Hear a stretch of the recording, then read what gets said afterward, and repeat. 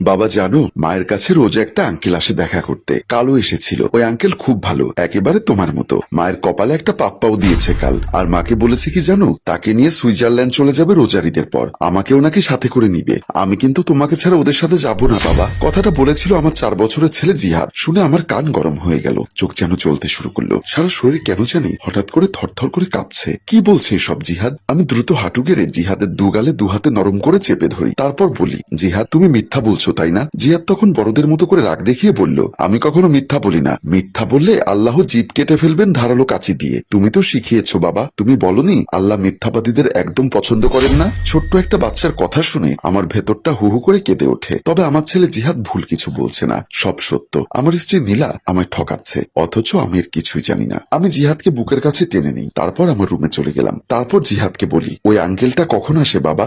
জিহাদ তখন বলে, তুমি তখন অফিসে থাকো, আসরের আজানের পর। আমি জিহাদকে কাছে টেনে আদর করি, তারপর বলি, আমার কাছে যে এসব বলেছো তা কিন্তু মাকে বলো না আবার। তোমার মা তো রাগী মেয়ে, সে এসব শুনলে রেগে গিয়ে তোমায় আর আমায় দুজনকেই মারবে। জিহাদ তখন আমার কানের কাছে ঠোঁটেনে ফিসফিস করে বলল, মা এখন ঘুমে, আমিও গিয়ে মায়ের পাশে ঘুমিয়ে পড়ি বাবা। তবে আর মা কিছুই বুঝবে না। একটা ছোট্ট ছেলে আমার, মাত্র 4 বছর বয়স তার। এত কিছু বোঝে কিভাবে? কি সূক্ষ্ম জ্ঞান তার! এমন একটা লক্ষ্মী ছেলেকে রেখে কিভাবে নিলে এসব খারাপই করে? আমার ভীষণ খারাপ লাগে, কান্না আসতে চায় বুকের পাঁজর ইচড়ে। আমি তবুও কান্নাকে প্রশ্রয় দেই না। পুরুষ মানুষের যে প্রকাশ্যে কখনো কাঁদতে নেই। এখন সন্ধ্যা 6টা বাজে। নীলা শরীর খারাপের অজুহাতে ঘুম থেকে ওঠেনি। হয়তোবা তার শরীর সত্যি সত্যি খারাপ, অথবা সে বাহানা করছে। সে যাই হোক, যা হবার আগামীকালকে হবে। পরদিন সকালে রেডি হলাম। আজ আমি অফিসে যাব ঠিক, কিন্তু আসরের আজানের ঠিক আগে আগে ফিরে আসবো। আর ততক্ষণে বাসার কাছে মোড়ের দোকানের স্টলে বসে অপেক্ষা করবো ওই লোকটার জন্য। দেখবো কে এসে দেখা করে যায় নীলার সাথে।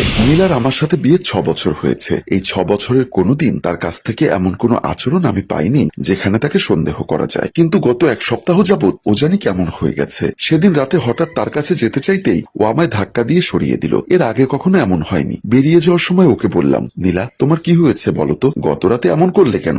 এই একটা সামান্য কথায় সে কি রাগ! একেবারে হো হো করে কেঁদে উঠল। কাঁদতে কাঁদতে বলল, আমি চলে গেলেই ভালো হবে তোমার। এখান থেকে চলে যাব, আমি থাকবো না তোমার সাথে। কি অদ্ভুত ধরনের আচরণ! সত্যি বলতে আমি কিছুই বুঝতে পারছিলাম না, শুধু চিন্তা করছিলাম, ভাবছিলাম কেন এমন করছে। আমি আর কিছু বললাম না, বাহির হয়ে গেলাম। আসরের আজানের সময় ঘনিয়ে এসেছে। তাড়াহুড়ো করে অফিস থেকে বের হলাম। আমি এবার গিয়ে চুপচাপ বসে পড়লাম মোড়ের মতিমিয়া চায়ের স্টলে। ওখান থেকে স্পষ্ট দেখা যায় আমার বাসার সামনের গেট। গেট দিয়ে কেউ ভেতরে ঢুকলেই স্পষ্ট দেখা যাবে। আর তখনই আমি পেছন পেছন যাব।